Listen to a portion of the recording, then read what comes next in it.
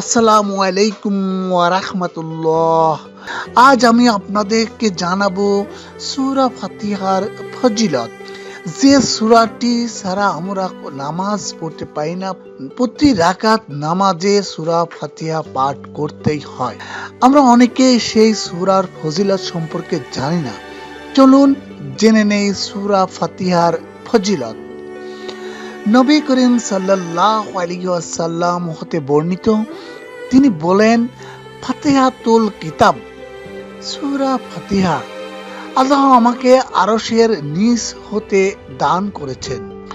অন্যত্র নবী করিম সাল্লাল্লাহু আলাইহি ওয়াসাল্লাম এই সূরাকে উম্মুল কোরআন বা কোরআন শরীফের মূল বলে আখ্যা দিয়েছেন।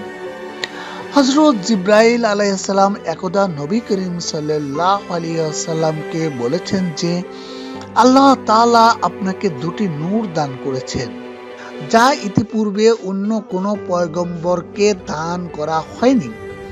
এর একটি সূরা ফাতিহা এবং অন্যটি হলো সূরা বাকারা।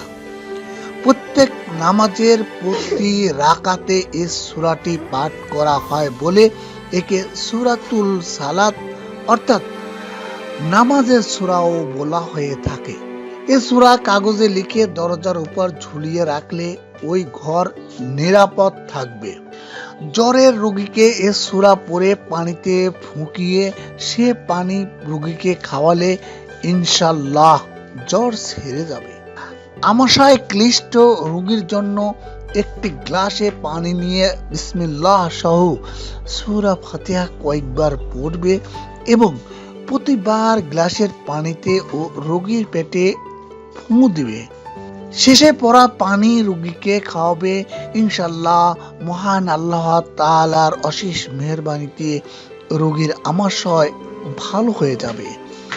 প্রিয় দর্শক, আশা করি সবাই সূরা ফাতিহার ফজিলত অনুযায়ী আমল করবেন এবং মেনে চলবেন। যারা আমার চ্যানেলটিতে নতুন এসেছেন অবশ্যই সাবস্ক্রাইব করবেন, শেয়ার করবেন, লাইক করবেন, যেন পরবর্তী যে কোনো ভিডিও আপলোড করার সঙ্গে সঙ্গে নোটিফিকেশন পৌঁছে যায় আপনার কাছে। আল্লাহ হাফেজ।